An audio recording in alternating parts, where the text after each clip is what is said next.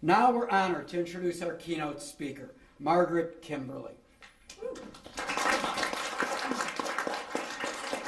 As a world-renowned author, she's been named one of the few great truth tellers, and her many achievements include being the executive editor of the Black Agenda Report and authoring the book Presidential: Black America and the Presidents. In addition to being a coordinating committee member of the Black Alliance for Peace, she is also an administrative committee member of the United National Anti-War Coalition and the board of directors of the U.S. Peace Memorial Foundation. She's here today to speak on how racism, militarism, and capitalism on a local level are intertwined with those same issues on a global scale, as well as the alternatives and resistance to them that is currently occurring. With that, please join me in giving a warm welcome to Margaret Kimberley.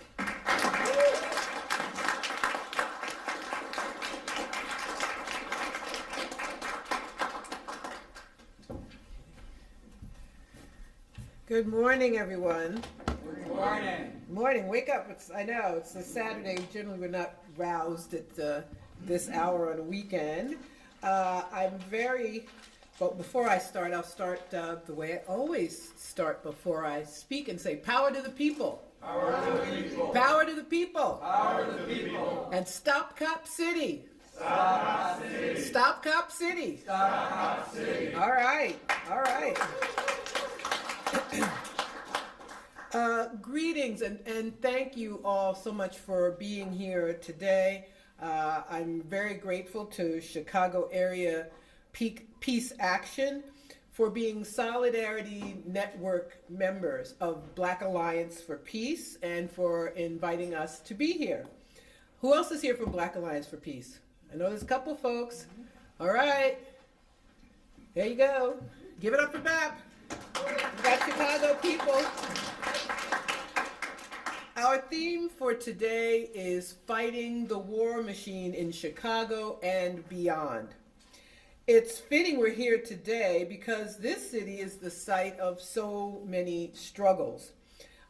When Martin Luther King came here in 1967 to demand fair housing policies, he was met by a rock-throwing mob of some 700 people. And he said, "I have never seen, even in Mississippi and Alabama, mobs as hateful as I have seen here in Chicago." 2 years later, Fred Hampton and Mark Clark were murdered of the Black Panther Party, were murdered by the Chicago police and the FBI. But this is also a place of victories. After the police torture revelations and the Homan Square Black Site prison, your police district council process may be the very first successful iteration of community control of police. A couple of months ago, I spoke with Denzel Burke, who I believe will be here today also. It would be great to meet him, on a segment of Black Agenda Radio about the Real Youth Initiative here in Chicago and the efforts to undo the damage caused by the youth incarceration system. So this is a place that can teach us a lot about struggle. Wars are not far away places. They are right here in this country too. At Black Alliance for Peace, we say, quote, "For BAP, peace is not merely the absence of conflict. Peace means the achievement through popular struggle and self-defense of a world liberated from militarism and nuclear proliferation, imperialism and unjust war, patriarchy and white supremacy," unquote. So we don't have peace if no one fights against police terrorism. You just have more terrorism. And that's why I mentioned Cop City in Atlanta. As some of you know, our BAP, we've got BAP folks in Atlanta, of course. They and other comrades have been fighting this effort to bring militarized policing to what is one of the last old-growth forests in Georgia. Police there have already killed someone, Manuel Paez Terán, known as Tortuguita, was killed in a police raid. He was one of the forest protectors. And so Cop City hasn't even opened yet, and they already killed someone because he wanted to oppose this project. So there's a war machine right here in Atlanta, in New York, and across the city. You know, I want to say parenthetically, in New York, where I'm from, the NYPD, our police department, has a budget of $11 billion. Police departments in this country, if you combine all of them together, it's like the military of many other countries around the world. Anyway, back to my remarks. So right now, people in this country who are told they can't have college without incurring debt, that there's no right to health care, whose COVID SNAP benefits, food benefits have ended, whose COVID-era Medicaid benefits are about to end, and who live in ever-increasing precarity with encampments of the unhoused springing up across the country, have had $113 billion of their money go to Ukraine, or more correctly, go to the military-industrial complex. And Joe Biden has recently announced an additional $2 billion.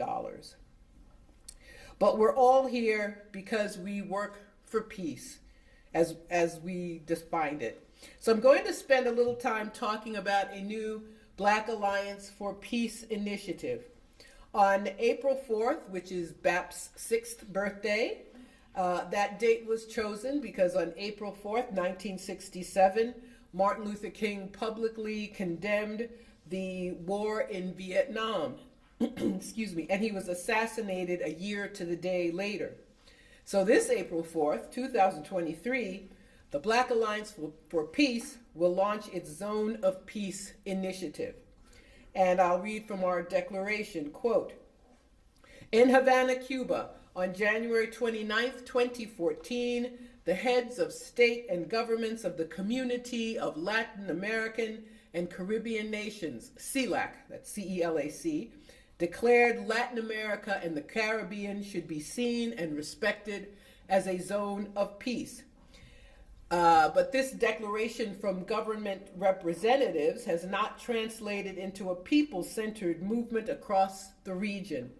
The Black Alliance for Peace believes that it is only through the concentrated efforts of the people of the Americas that the Americas will free itself of the anti-human, anti-democratic, and violent policies that Western imperialist subversion and militarism have brought to the peoples and nations in our region, lifting up as a popular demand that our region be free of externally imposed state violence is even more important today, as it was when the declaration was issued in 2014.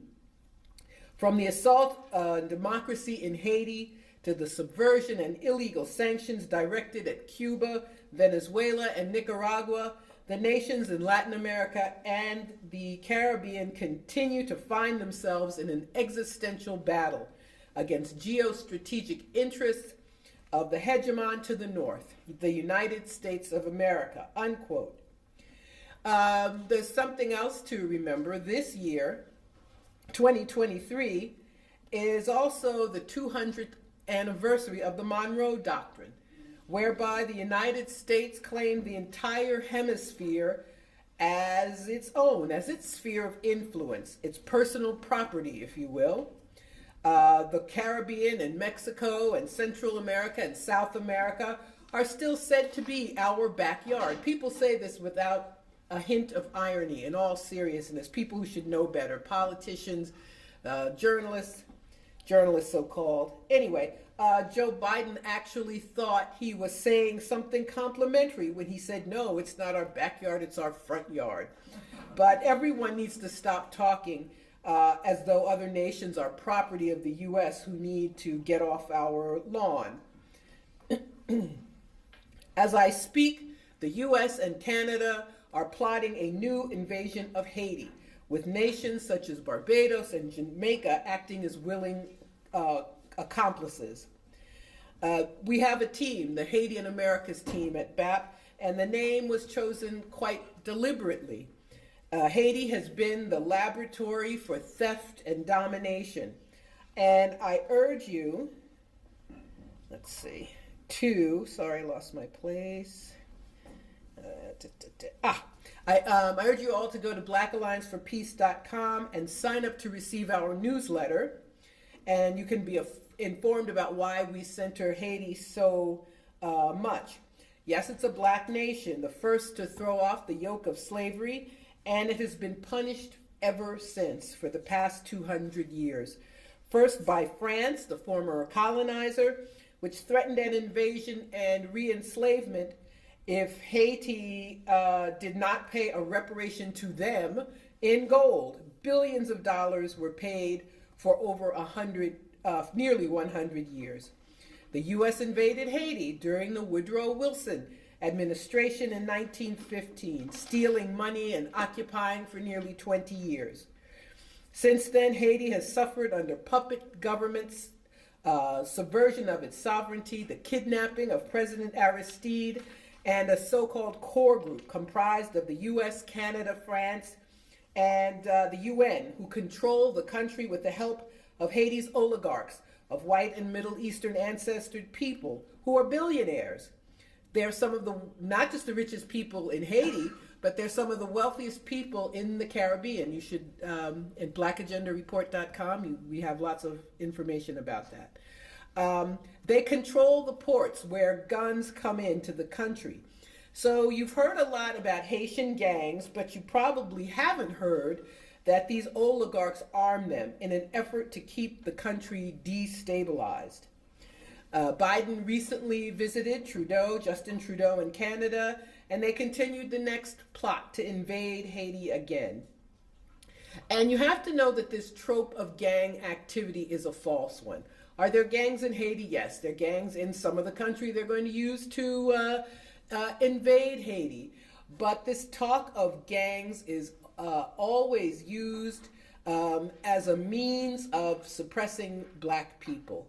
It could be gang activity in Chicago, it could be gang activity in New York, so they have a gang database. And they put anybody in it. You may have social media, you may friend someone who's said to be in a gang, and you're under, police surveillance because of that. So we see these connections. You know, you can't separate the domestic from the international. And I know there are people who try to say that certain politicians, Bernie Sanders, will express imperialist views, but he's good domestically. You can't separate them. It is thank you.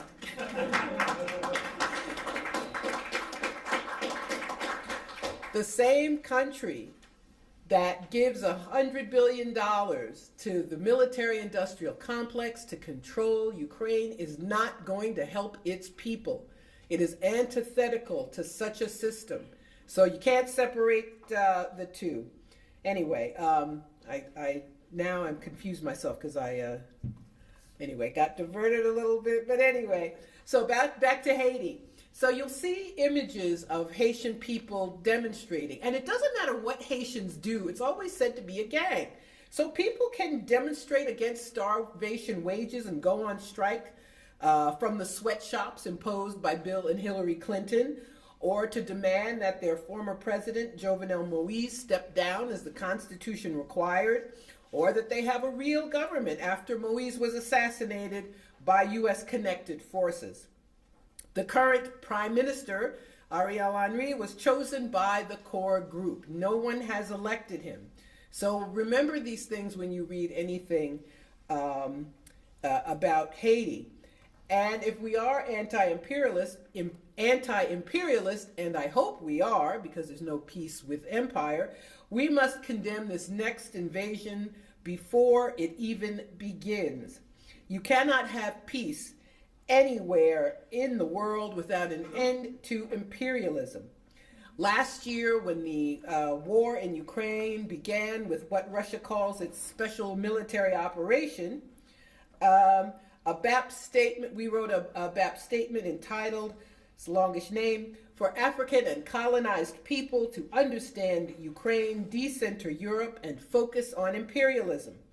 We said the following, quote, "The Black Alliance for Peace emphatically declares that the conflict in Ukraine emerges from the ceaseless and single-minded drive of the U.S., NATO, and the European Union for global economic and political dominance.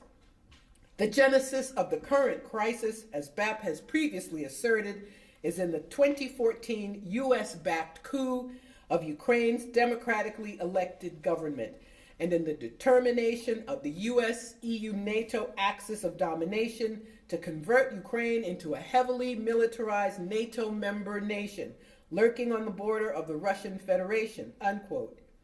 Since last February, we have seen the U.S. scuttle plans for peace, attempt and fail to sanction Russia, but in the process raise fuel prices for the entire world, with the global south suffering the most. Approximately 100,000 Ukrainian soldiers have died, and approximately 18,000 Russian troops too. As I said, the people of this country have watched as their public resources are used to keep Ukraine in the U.S. sphere of influence. Let's be clear about one thing. The real rationales for U.S. actions around the world are never what we are told. All talk of spreading democracy, fighting tyranny, or protecting human rights are always lies, and Ukraine is no exception. The Biden administration does not only want to keep a well-armed hostile state on Russia's border, but it wanted to cut ties between Russia and Europe. And that is why they blew up the Nord Stream pipeline in September of 2022. Yes, it was them. Common sense tells us it was them. And if you haven't already read Seymour Hersh, the renowned investigative journalist, he had, about a month ago, published a 5,200 word article about how the deed was done. It's quite fascinating. The U.S. has forced Germany and other European countries to import liquefied natural gas, fracked gas, from the U.S. to replace Russia's natural gas. So now Germany, which had gotten rid of coal and nuclear power, is bringing them back because of U.S. actions. LNG is more expensive than natural gas and worse for the environment. But who cares when the U.S. interests are promoted and Russia's are subverted? It's a little sarcasm. We care, of course, but I point this out to say why we believe what we're told about interference in Ukraine or anywhere else. There are so many things I could talk about in this short time, but I want to mention Nicaragua, a place I've had the opportunity to visit a couple of times in the past few years, so I have a special feeling for it now. And Nicaragua is like Haiti and other countries in the region who've suffered under U.S. attacks. Way back in the 1850s, a man named William Walker took a gang of mercenaries to Nicaragua and involved himself in the Civil War. He actually declared himself president, re-legalized slavery, which Nicaragua had ended, and was recognized for a time by President Franklin Pierce. He was eventually deposed and executed, but I want you to know this because the U.S. later sent Marines to Nicaragua in 1913, and they stayed for nearly 20 years. The people of Nicaragua are under U.S. attack still. Why? Because they dared to elect the government of their choice. They have again voted their support of the Sandinista Party, which they re-elected in 2021. In 2018, the U.S. was up to its old tricks and worked on the ground through right-wing forces to attempt a coup. The country lived under siege and more than 200 people were killed. You may know that recently the golpistas, as they are called in Spanish, the coup makers, were deported to the U.S., 222 of them. They were imprisoned for doing what the U.S. would do to anyone who attempted to overthrow the government. The U.S. isn't content to carry out violence, but attacks Nicaragua with economic coercive measures, sanctions, and works with the UN Human Rights Commission to attack the Nicaraguan government and frankly tell lies about that country. And no, you cannot assume that the United Nations is acting on behalf of the people. So I'm going to end by reading a portion of our declaration for the Zone of Peace. Okay. Activating the popular movement element of the Zone of Peace. The response to this militarism, as well as to occupying forces, must be built from the bottom up through popular struggle rather than relying on governments to act. Therefore, BAP, along with key partner organizations, is calling on the peoples and nations of the Caribbean and Latin America to build, grow, and defend the Zone of Peace of the Americas. BAP is building a region-wide coalition to rid the Americas of warmongers and foster a network of popular people's struggles, grounded and informed by the needs and aspirations of oppressed. This network would anchor a unified, comprehensive strategy for decolonization and radical social change.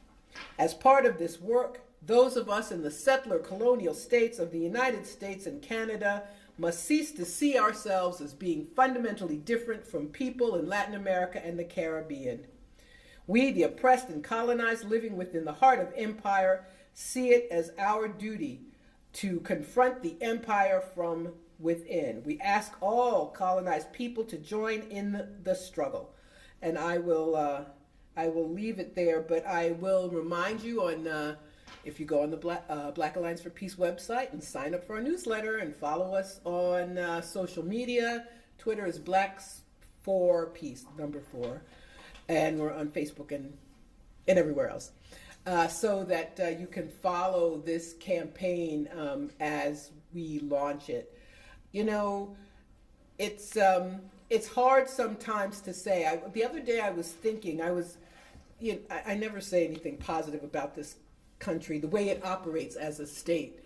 And I thought, well, this is so depressing to always talk about how horrible the country is. But I believe it is positive to be in action, to be in coalition with other people. That's why we are at a meeting like this, so that we can get information, we can get inspiration, and we can see the benefits of struggle and see the results of struggle.